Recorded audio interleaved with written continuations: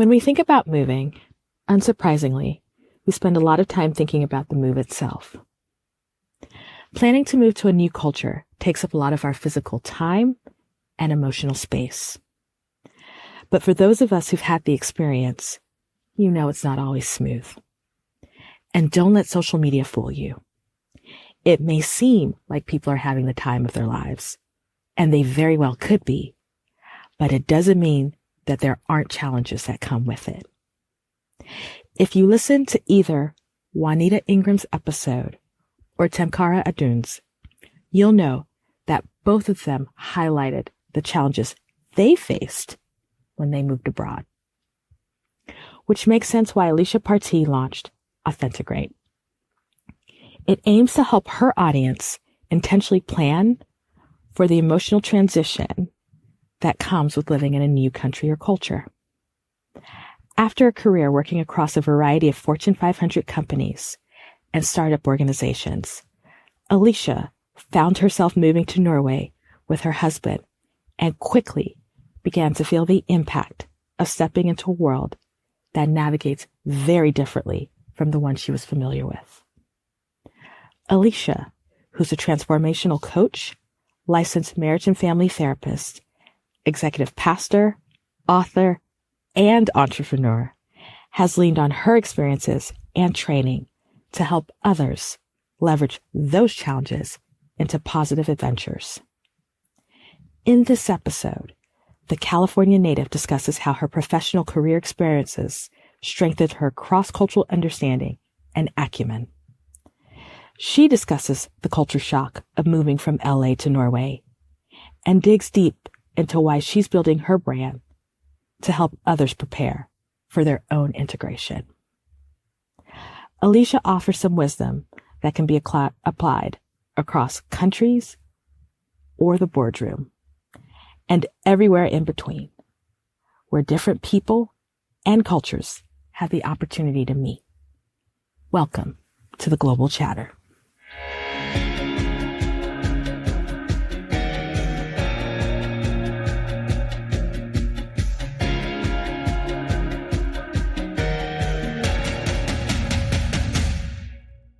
All right, so we're back to the latest episode of the Global Chatter.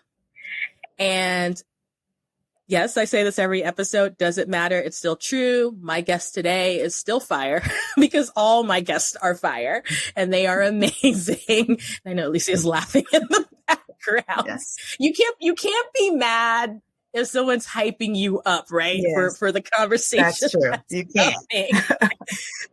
And so I know you guys have listened to the intro, you know, that Alicia is part of the story today. And I have been talking to her off air. And I just think that what we are going to talk about is just going to help and bless a good number of people because cultural entry and cultural reentry are two things that, you know, once you get over being excited that you're moving to Paris or you're moving to Accra, the next thing is, wait, how do I actually make my day to day here and feel like my whole self? So, Alicia, how are you doing today? I am doing well, like enjoying the sunshine here in California. Oh my gosh. What part of Cali are you in? I'm in Northern California, about 45 minutes outside of San Jose. Okay. Are you originally from California? I am born and raised. Oh, okay. So you're born and raised, and I mean, you're there now. And I was going to say stayed, but part of your story is a move. Yes, that's true. You've come home. You know, California. I'm sure you know this as a Californian. I'm like, I feel like it's multiple countries in one state. Absolutely. Right. Just like NorCal and SoCal, and I'm like, what is happening here? Yes. This is same state, but not same. No, not at all. Two different cultures. Right. So, you know what? That's a great way for kind of entering my first question. So you were born and raised in California. Were you born and raised where you are now, or did you live in a different part of the state? A different part. I was born and raised in Oakland, California, actually.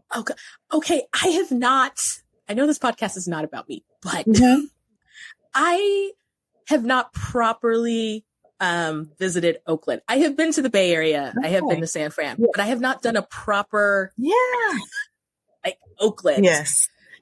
Oh my gosh. Yeah. For people who have no familiarity with Oakland, tell me what growing up there was like. Oh my gosh. It was a community. Of course, it's probably very different today because that was many years ago, but I remember living next door to my neighbors, visiting my grandmother, growing up at school, going to girls club, cheerleading, track, and we did everything together. I remember I couldn't walk to the store in my neighborhood and walk home without a neighbor telling my parent if I did something wrong or right, or it was just a community. I mean, it was the same people. My mother grew up in a home and my grandmother stayed there. So we kind of grew up, even though we had our own house, grandma's house was the central place. Oakland was very lively, very full of culture, Oh my God. and full of wonderful people. So I enjoyed it. We have the water right by. We're in the central. I could get to San Francisco in 20 minutes or down to the orchards in San Jose. So it was just pretty central, and I really enjoyed it. Now, was Oakland in that period, and I'll admit, because I know not that much about Oakland, was it predominantly African American, or were there other communities that were part of it, or what was kind of the demographics? I think it was pretty black and white.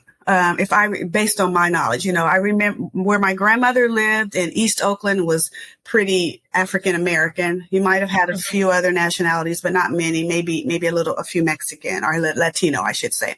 And then, but up in the hills, the Oakland Hills, it was a lot of white people actually where I went to high school. Oh, actually my high school was predominantly, it was black and white. And then one of the public high schools was white. So it was pretty black and white. But I grew up in a pretty much African-American culture most of the time. And because you mentioned your grandmother, and I am so fascinated in migration stories, particularly Black migration stories in the U.S., because there's just so much there. Yeah. And we had Dr. Nafisa Allen, who, if you all haven't listened to that episode, she's a migration scholar, like Black migration. Mm-hmm. I'm just curious, even with your family dynamics, was your family a longtime Californian family, or did they come from other parts of the country and move there? Yeah, that's a good question. So my grandmother and grandfather actually both moved to California when they were kids from Oklahoma. However, I had an opportunity to do a DNA test, and I actually have a cousin who's a genealogist, and I found out that my family is actually from Nigeria, Ghana, Cameroon, and I'm actually part of the Igbo tribe.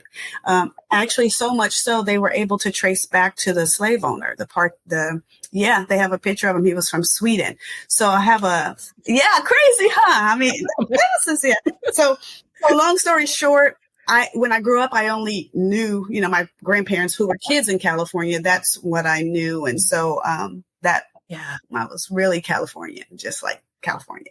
My parents were born in California. Yeah. Wow. Yeah. I mean, like I said, there's just something, I think, particularly in African American migration stories where what you uncover, like you said Sweden, I said, wait a minute, did you? What? I didn't see that part coming, but it is really fascinating to me, kind of the movement that happens in this country. Mm-hmm. And there's always, and when I ask the question enough of African Americans, the story always ends up somewhere either in the plain. I don't know if Oklahoma is considered a plain state. I don't know what Oklahoma is considered, but above Texas, right? Yeah. or in the deep South, right? And so I'm like, yeah, that tracks what you were saying. Yeah. So as a kid, did you guys travel? And that could be domestically or internationally or both? Yeah, I traveled as a kid only. It was pretty much nationally. I mean, we would go places, of course, Disneyland and, Arizona, just really much here. But my grandfather worked for the airlines and my aunt did too. So my family did a lot of traveling. So they would go to the Bahamas. We would see the pictures and things like that. My aunt still travels. So, but as a kid, it was pretty much around with the teams, track teams or cheerleading teams, pretty local besides Disneyland and like Grand Canyon and things like that. Yeah. I mean, I've been all over this country. I have been to the Grand Canyon, and I lived in New Mexico and somehow never managed to go to Arizona. I know I've lived around Arizona and managed to never, I've been to every state around Arizona, but I've never actually managed to go to Arizona. Oh my God. You got to come. I know. But I know. Oh my goodness. But to me though, even with traveling, right? Like, Mhm. was it like road travel or were you flying? Mostly road travel, to cabins and fishing, mostly road travel. I don't remember a lot of plane travel when I was a kid, actually. Gotcha. Mhm. When do you remember, do you have an early memory of being on a plane? And that could be as a teenager or even as a young adult. I think my first memory was actually when I worked for one of my companies, AT&T. I think I went to New Jersey for an award, and it could have been others, but that one sticks out to me. It was Jersey? Yeah. No. But yeah, went to Jersey, Baskin Ridge, New Jersey. Okay. I was not California, I can tell you that much. Exactly. No, it was very different. But that was my first experience on a plane. Never been afraid of planes. I think, like I said, because I work at the airlines, we were at the airport a lot. But that first travel, I just remember as an adult. But I would have to ask my mom about traveling as a child. I don't remember. Yeah, because she would, she'd probably remember, right? Now, when did you take your first international trip? My first international trip was actually when I started to go on cruises. I went on, I went on a black cruise. I can't remember the name. Girl, it was so much fun. And then, of course, I've been to like Mexico because we're in California. See, we don't even think Mexico is international. We're like, no, that's just across the border. What are you talking? We didn't even need passports back in the day. Right. So I've been to Mexico as a younger person as well, but didn't even think about that because I was literally, I've walked across the border before. I was like, I lived in New Mexico and knew that here's funny. I don't know if I've said this on the podcast before. When I lived in New Mexico, and this was in the literally I moved there 2001. So I remember with 9/11 and everything. People would ask me when I would fly back out east, did I need a passport? And I'm like, people, you do know, maybe you don't. Yeah. New Mexico, clearly you don't. It's part of the 50 states. Yeah. And so, but you're right. I think when you're so close, like people in El Paso, right? Yeah. They can go back and forth into Juarez. Yeah. So you're right. I think when you're so close to a place, and I imagine it's the same thing for Americans who are in the northern border. Yes, for Canada. Yeah. Right. You just, you don't think of it as international because it's just there. Yeah. It's just there. Right. Right. And I know that sounds really bad, and I've been to both places and they're lovely. Yes. I'm just saying it's, I can see it because I think we take for granted, right? It's just, we take for granted. Yes. And so, looking into your background, I know that you had an extensive career and tell me, it's almost like the highlight reel of what you did before we even talk about your move. Yeah. What was your career? What was your career trajectory? So tell me how you got to that point. What did you go to college for and how you started your career? Yeah, I actually did. I went to college. I started to go to college for information systems because I was working at a Fortune 500 telecommunications back then. Wow. And so I was going to school, but I had I had a crisis in my life. And so kind of changed my trajectory. So here I was climbing a corporate ladder, and I was doing very well. I've managed, large teams and multilingual teams and teams that I didn't even speak the same language. I managed a Cantonese team, for example. Yeah. I was the first person that didn't speak the language that they allowed to manage the team because I was effective at what I did. So great corporate career. But I burned out because of life and some things that were going on personally. I got a divorce, and because I guess I was so busy focused on the other stuff, ended up divorced. So I actually kind of stepped back for a little while and went back to switch from information systems and started to just dab in other things and started to work in the startup industry. Love the startup industry. It was booming back then. I remember, and it was still telecommunications. That's what it was still called back then. And companies would just hire not only me, but my whole team. They were like, we want you and your team. And so I got to do that. But at the end of that, I was like, this school that I'm going to, I just went to theology school, honestly. And I didn't go because I thought it would open up the door to be a pastor, preacher, anything like that. I only did because I grew up Catholic. And so growing up, because my grandmother was raised in a convent because her mother died when she was young. So in Oklahoma, she was in a convent. So anyway, so we ended up at Catholic school and things like that. And so when I moved to Atlanta, Georgia, when I was with one of the Fortune 500 companies, and this girl invited me to church, a Baptist church. And I went to the Baptist church and they were talking about David and a wheel and all. And I was like, what? Who? What? So when I was, making my transition, I was like, I want to learn more about God. I just want to learn. So that's why I chose theology school. And at that time, it opened up a whole new world for me. My pastor at church started saying, would you teach? Would you do this? I tell you, I call God Jehovah Sneaky because he set me up. He set me up.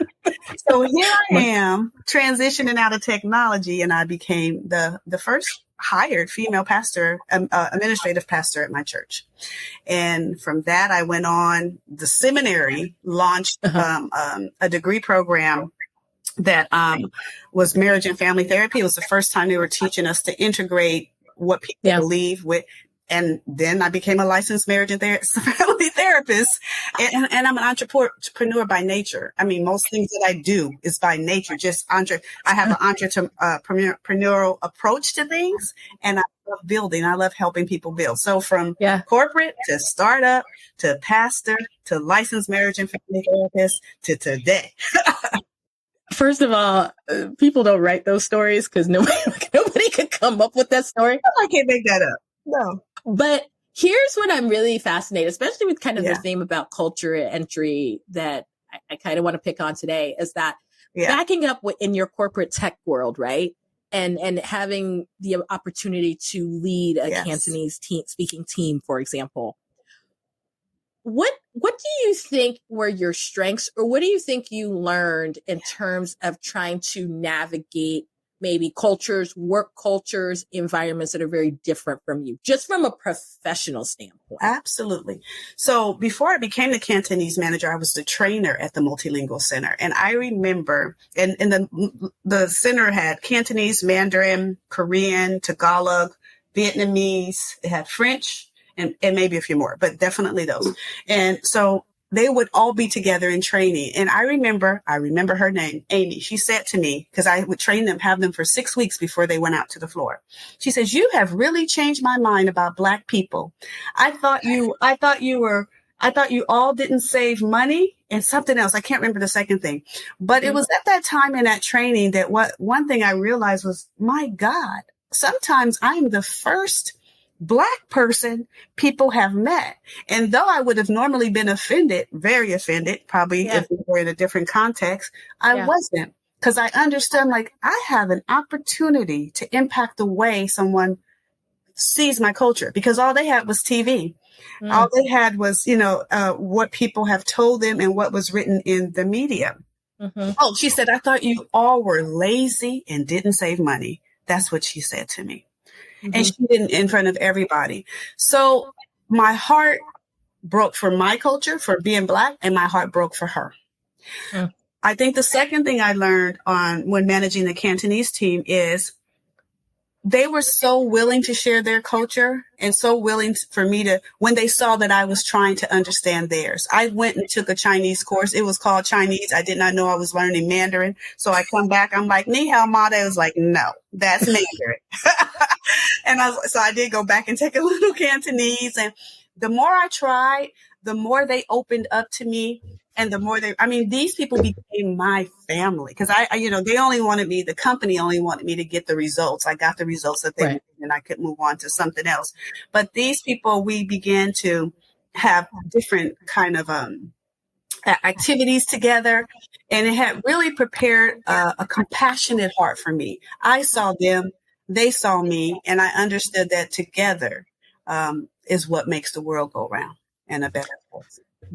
I think there's something powerful in what you said, especially in that first scenario, because it is, and by the way, thank you for your transparency, because I think it can be hard to hear a negative about your identity or your people group. Yes.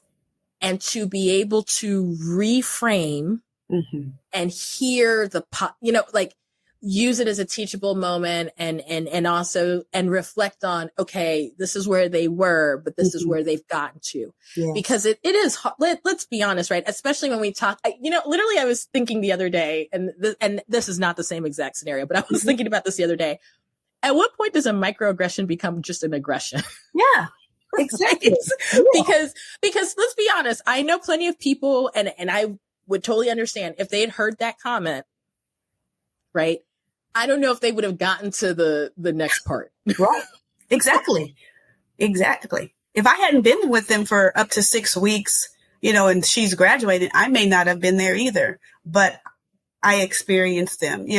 Many of them, I have to say, for example, we had to put signs on the toilet on how to use it. These were first generation a lot of times. So, you would go into the bathroom, you see the fingerprint and you're like, you don't stand on the toilet here. So, so I started to see and say, they don't know. They don't know.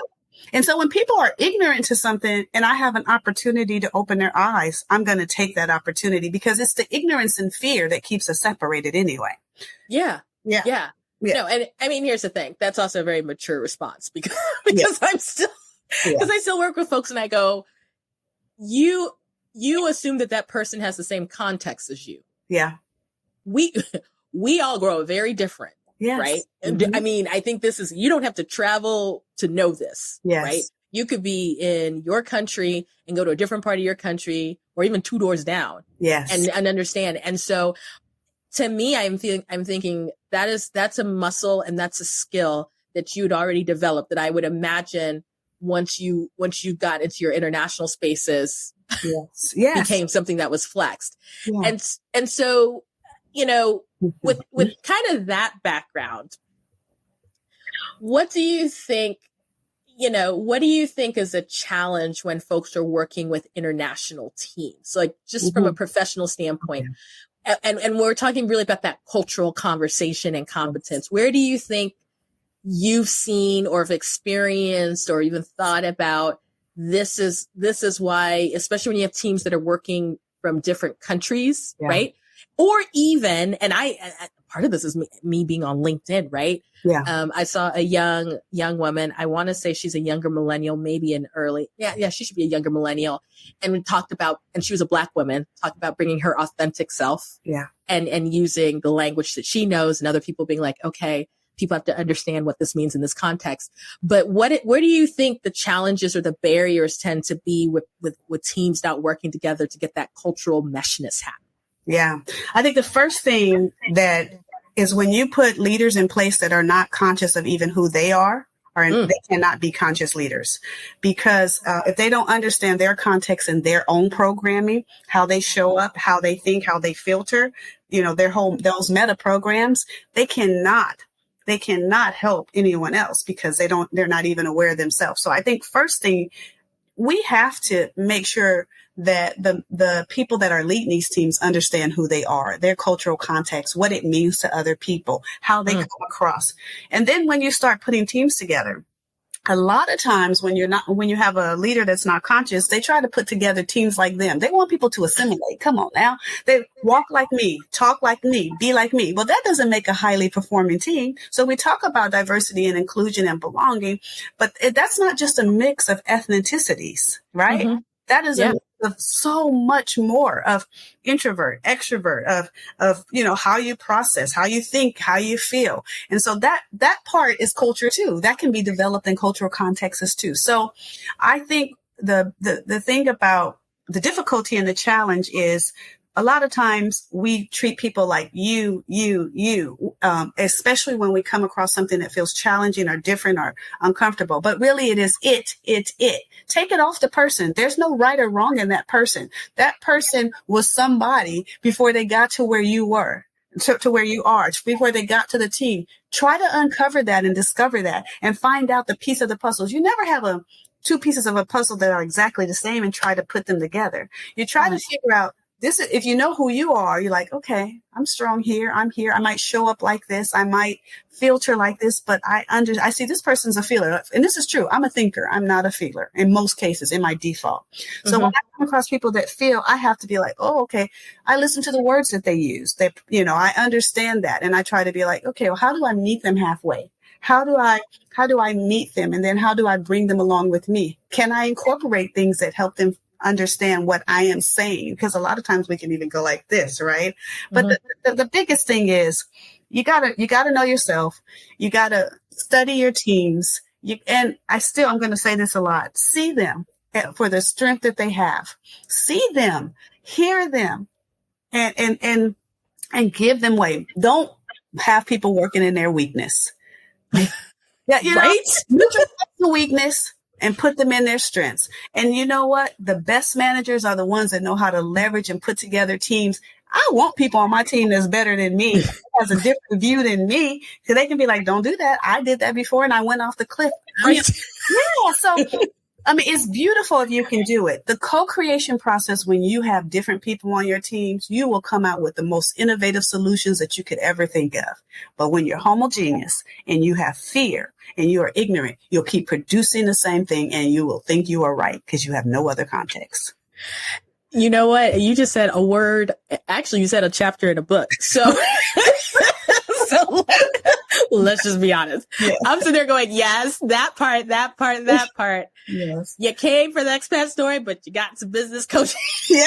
Yeah. In the middle of it. Yes.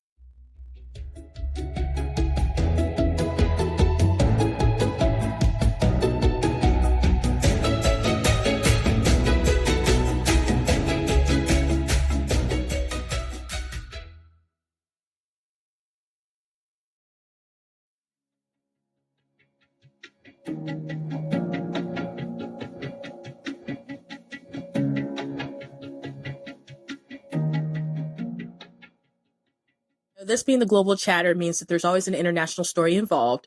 So for our listeners, can you tell us, how did you end up moving to Norway? Absolutely. So I remarried, and I had a husband. My husband had originally, he lived in Norway. He was married before to a Norwegian. So he had kids. Two of them were actually living with us when we were married. And the Norwegian friends visited and they were like, your life is too hard. They're talking to me. They take us to dinner. Too hard in America. You should move to Norway. If you learn the language, you'll get over there and have the best life ever. And I'm like, okay. My husband wanted to retire there. And so he applied for a few jobs. He got the job that he wanted. I said yes, and we packed it up and went to Norway. Okay. So is your husband American? He's American, African American. Okay. But he had lived in Norway. And just for clarification, because I was like, is he Norwegian? But it's all good. No. Okay. Yeah. African American. So what year did you move to Norway? 2013. Had you been to Norway before? Never.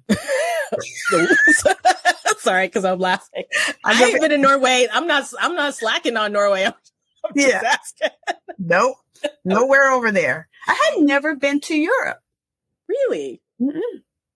I was Caribbean, Hawaii, Mexico. Yeah. You were cruising in the Americas. I got you.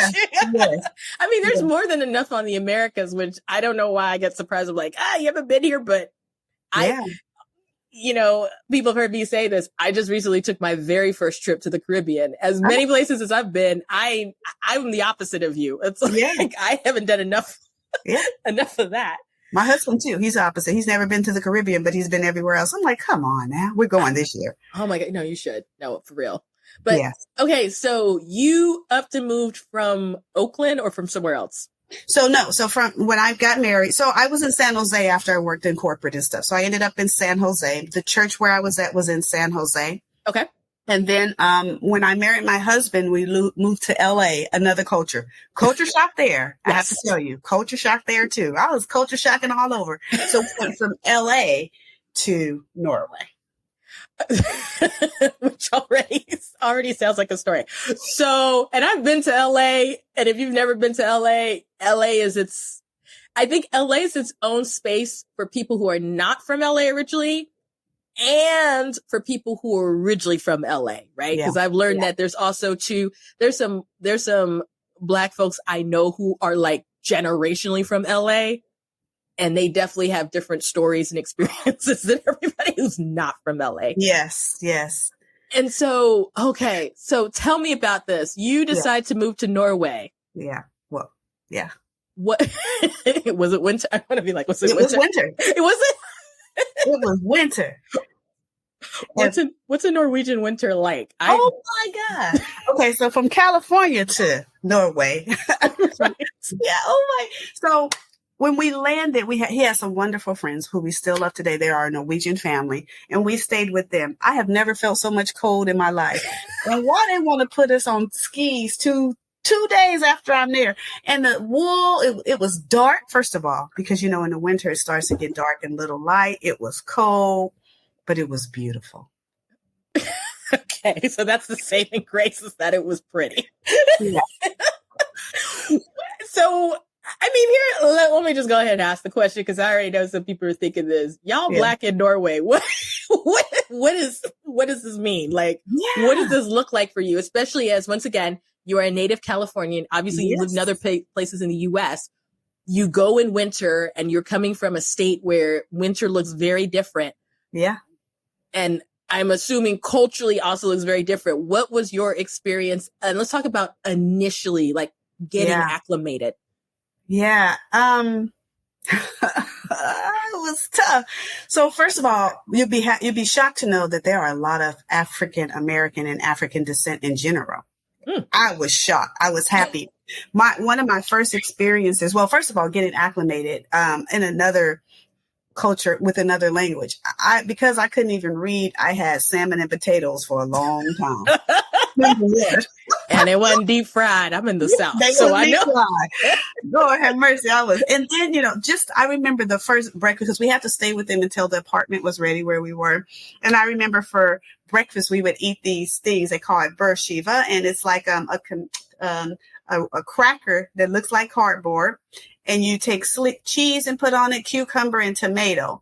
And you can put other things. You can put, they call it pole. You can put jelly if you want. You can put avocado, just things like that. And I'm like, but can I have pancakes and sausage? Sounds terrible. No shade to Norway, but no shade. No, God. It's what I was used to, right? Yeah. And they ate that for breakfast, and then they ate it again for lunch. I was like, yeah, but it was absolutely, but I have to say, those initial stages, you're super excited. I didn't even care. I was willing. I was ready to learn.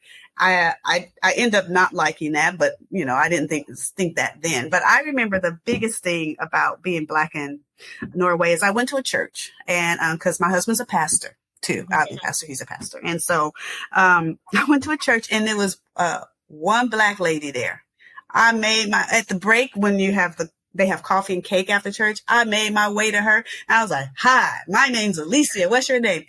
And I had never, okay, this is going to sound real narrow-minded, but she's from Uganda.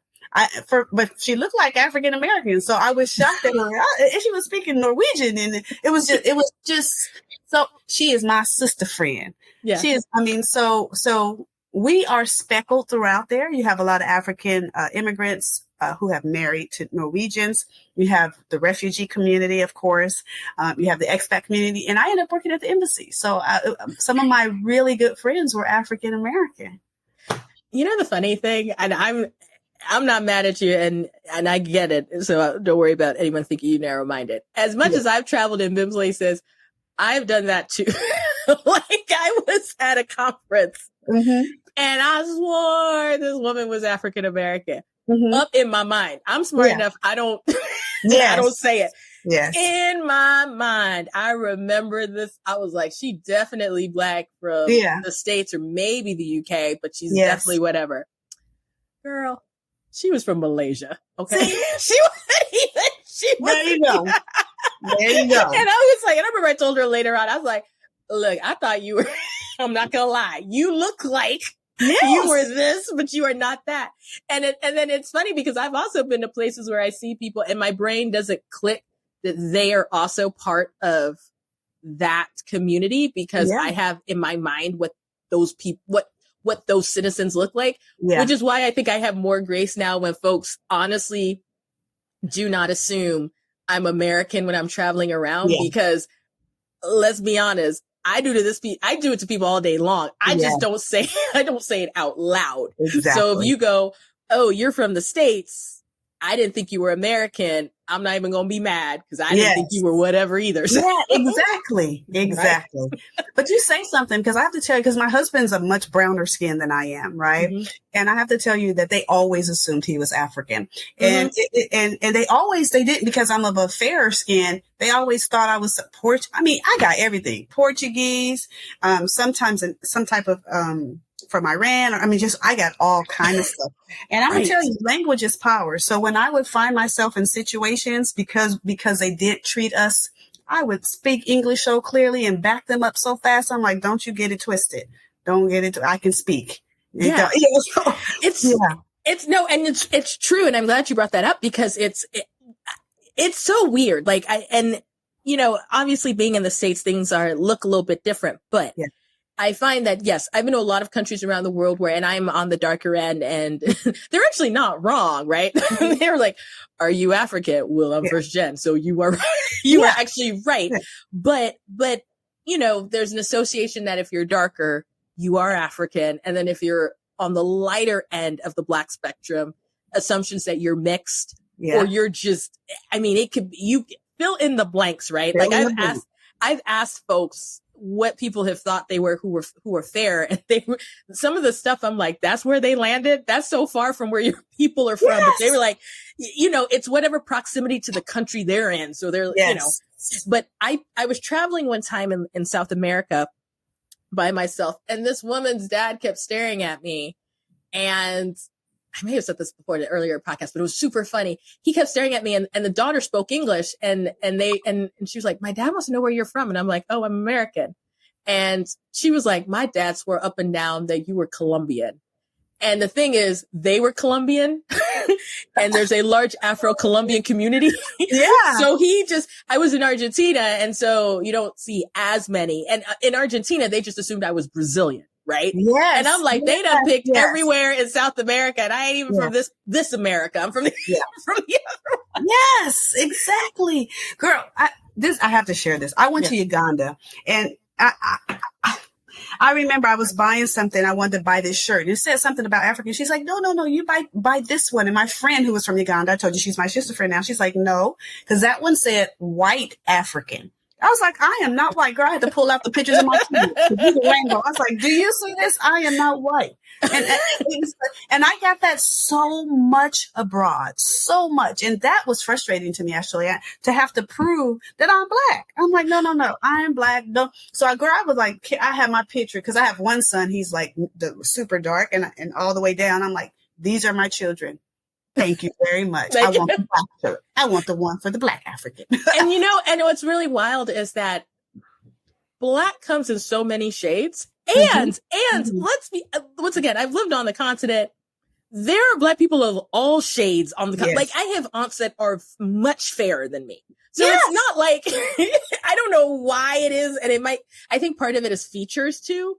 But I'm just like, this is not an anomaly if you look at these regions. And so it's interesting to kind of go down that rabbit hole. But so tell me though, what living in Norway, obviously Western country. So there's some things culturally that might be similar, but then things that are very unique to being in Norway.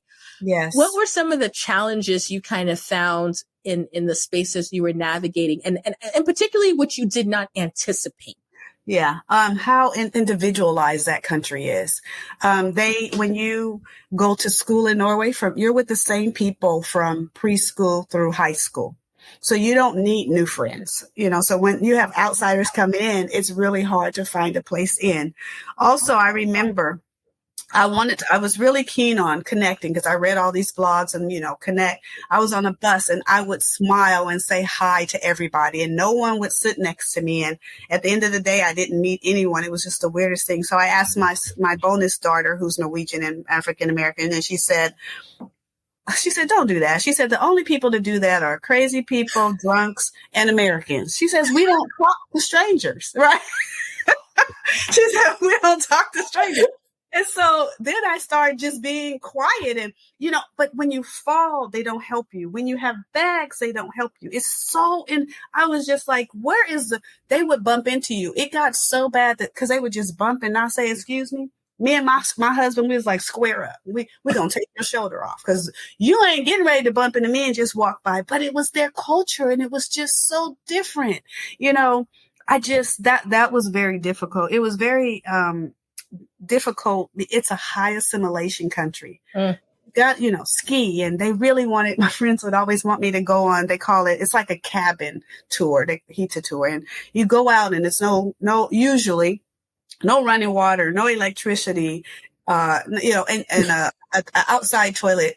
And they love it. They go there on the weekends. And I'm just, I went one time, we were supposed to stay the weekend. I was like, you got one night, I'm out. And so they laugh at me because, the things that are just normal. And It was that part was challenging. It was challenging because they really did expect for us to do things the way they did them. They could not understand that we were different. It was challenging to see them remove so many Black kids from homes because they felt the parenting wasn't good, or the child said, "Oh, my dad chastised me." You know, I mean, I became, of course, an advocate there, right, and working. I mean, so those things were hard. It was hard to see the difference with, between white immigrants and Black immigrants. What were the differences that you noticed? Some of the main things was access to jobs. Yeah. Even not getting interviews. They actually had a chapter in our book when we were learning Norwegian called Change Your Name, even though they didn't mean it. They was like, if you want an interview, change your name, literally the parenting, I felt that, I was less than. I remember a hiring manager, because they were friends with my husband and he was fluent in Norwegian. He was very much accepted. And, because he was there before and he had a tribe. I didn't. And so he got two people to talk to me. One hiring manager said, well, you can apply, but we're probably not going to even interview you. She said, we're afraid to hire different cultures. They changed the work culture. She said, and she just meant it. And she just said it like that. So that was a thing. Another thing is I was an entrepreneur there. And though my business plan was solid and I ended up getting it invested in America, they made every excuse they could not to invest in me. But a white Norwegian company who didn't have some of the proof or some of the validation, they would always get the money. And their excuses, so much so I fought on one and I got a Norwegian to actually write something for me and make it very public. And I did get a little bit, but after that, it was no more. And they have many stories of other people in newspapers. Just, that's it. No, I don't know. Yeah, I can go on and on, but. Yeah, I mean, I think you touched on a couple of things. Number one, and we're both coming from an American point of view. Yes. As individualistic, and we're very individual, like our society, we are very individual focused, right? Kind of pull yourself by your bootstraps and, whatnot. Because I think partially we're not homogenous. That's just, we all come from different places. We are also oddly friendly. like, and I've heard this in other places. I was in Qatar and I was in the back of a taxi and was talking to a taxi driver from Nepal. And he said, no, he loves driving the Americans because we're really chatty. And I'm like, we're loud and we're there. So yes, we're engaging. And so I can imagine stepping into a space where, we're not always the nicest people. I think it depends on where you are, but like we acknowledge and we greet folks and, I go walking all the time and it's the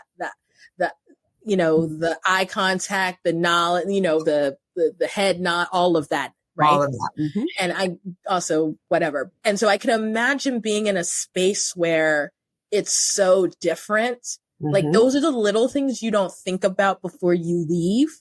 Right. But then you get into a space where, and I'm not even touching the microaggressions, right? But just even the things that are the norms that you've grown up with. Yeah. And so, racism and racial issues aside, how did you find ways to sort of still navigate with those sort of things swirling around? Yeah, education. So when we moved abroad, we were going to retire there. So we were thinking we were going to be there for the rest of our life. Okay. So I got a lot of because he lived there before, I was treated like someone who married a Norwegian and went into the system. So I did a lot of studies at the university on language and culture and things like that. People bought me books on some of the cultural, just different things about the culture and things like that. So I think what I did is I wanted to see them. I wanted to learn. And I started to imitate them, actually. You started to imitate. Okay, well, this is the proper thing to do here. So this is what I'll do. Which is the thing that actually led to my break, but we won't talk about that later. But I was so busy trying to learn and be like them that I actually lost who I was. I have to say that. But I think education, getting out there, joining language cafes. I joined a professional women's network. I started a mentoring program there. I mentored with Norwegians. I had Norwegians mentor me and just give me insight. And my goal was really to be in the culture, live it, make mistakes. And the hardest thing, and they say this about educated people, the hardest thing about educated people when they move abroad is it's hard to learn a language because we don't want to sound dumb. Yeah. And also those things. I got to a point where I just had to allow myself to make mistakes. I had to be okay with, I may get it right sometime and I may not, but I did stop speaking to people. I mean, so much so when I got back, visited the States, I had to remember to say hi to people. Right. Because you had adjusted to the environment that you were in. Yes. Yeah. I mean, I think you said it's a high assimilation culture. So yes. I think you were assimilating. Yeah, exactly. And did your husband, since he had lived there before, do you think he had the same challenges or different challenges, or was it he knew what to expect and so he just kind of fell right in? He kind of knew what to expect, but it was very different when he lived there many years ago. It had not been a lot of immigration there, so they were much more open to him. And, so when he married and got there, he actually got his first job without even speaking the language and things like that. But he was shocked this time at how different it was because the gates have been open. And so they start putting rules and things in place to try to control the immigrant population. But he had an instant tribe and he was fluent in the language, so he could navigate very well. He had his place. And this happens too with the people. I hate to call them trailing spouses or the trailing families, but it happens a lot. We don't have that instant tribe, right? Yeah. We have to build it. He does. He has the language. He has a group he can go out with the people at work. And I think that was the difference. So his experience, he was very sensitive to me, but I do think his experience going back into it was very different. And so I had to do everything from scratch where a lot of what he had became instant. And that's that's a totally valid point about his experience too, that the country had changed. Yeah. And whatever the socio-political landscape looked like. Yes. Right. Because immigration is such a big conversational point in a lot of Western countries, but especially Europe, obviously with kind of flows coming from different parts of the world. And so, it's funny. You can, like I always say, when you go back to a place, it's not always the way you the way you remember it and the way it was. Yes. We forget that time moves for everyone. Yes, exactly. Right? Exactly. And so you touched on something and feel free to share as much as you want to share, but you mentioned you had intended to retire, but obviously you're back in the States. What kind of changed the scenario? Yeah. So I came home for a 6-month project to help the church where I was once pastoring transition to a new pastor. That was in December 2019. And then COVID happened in 2020. Well, what happened was when COVID happened, my husband, he was here. So of course, Norway allowed him to stay here with me. And while he was here, he was offered a job to come back and pastor the church that I was trying to transition a new pastor to. So I am back literally at the church where I met him. He was a pastor someplace else. Yeah. I was a pastor at the church where I am now. He was a pastor at another church in LA, but our congregants had introduced us. So I'm back at my original church. And so he said yes. And he came in January 2021. And it's been, because he was ready to retire in Spain. He was like, we're going to Spain. It's half the price because of Brexit. It's sunny. It's warm. I've been to Spain. Spain is popping. Look. Yes. And we're back in the expensive Silicon Valley. Sometimes you end up where you started. Oh my God. Yes. So, okay. So obviously COVID has been such a theme for so many episodes. Yes. But this is what I want to ask though. And I also recognize that COVID is a once in a generation kind of an event. Hopefully, God willing. But this is what I want to ask you. You obviously just explained some of the challenges of going into a new culture. What does it mean to come back, especially when, and in your case, and you weren't really even anticipating coming back, but everything that happened in COVID, was it and you already talked a little bit about this, was it now a culture re-entry shock coming back after being gone? And how long were you guys gone for? A total of 8 years. Okay. So that's a long time. Yeah. Okay. So yeah, besides a few months. Yeah. But, reverse culture shock is real. I went through the same grieving process because I had settled in as best I could, made friends, had my mind wrapped around living abroad, loved traveling all over the world from there and coming home. So coming back, I have to tell you, people get tired of hearing your story. You have a wider worldview. Yeah. So the way you think and see things, even the way I experience immigrants now, I am so sensitive to that. I care about when someone can't speak English properly. You know what they're saying. You don't have to be mean to them. Right. So, that part and the tired, I told somebody, I can't find my tribe. I can't find my place. Right. I didn't want to go back and be exactly what I was because I had grown so much. I didn't want to go back into a job with one lane because I have all this experience and I wanted to leverage it right where I was, and I just can't go back to who I was. And I went through the same grieving process all the sadness, the shock, excited at first, my family. And don't get me wrong, it's bittersweet. Yeah. I love being back, but that is a process. And I am just settling because that was 2019, but we were really shut down. Right. But I feel like this is the first year that we're really starting a life. And this is I'm finally starting to settle.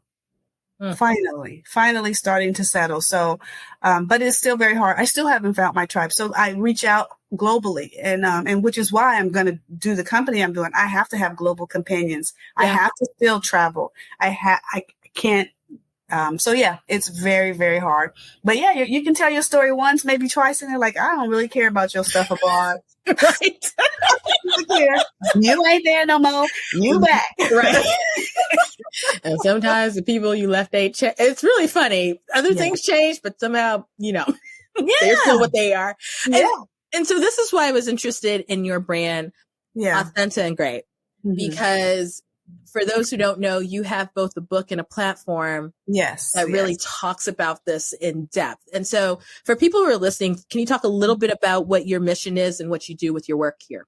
Yeah, absolutely. So Authentically, my real goal is I created a handbook to navigate new cultures and countries. And I put both because you can move from California to New York or Northern California to Southern, but especially when you move to different countries. I want to make the journey of integrating to a new place a little bit easier. A lot of times, I said when we pack our own, when we take care of moving abroad, we pack, we know where to shop, we know where to live, we know where to send the kids to school, but we don't take care of us personally, that emotional well-being, that are who we are, and so I want to help people emotionally. I want to support the expat, and their family members too. Yeah.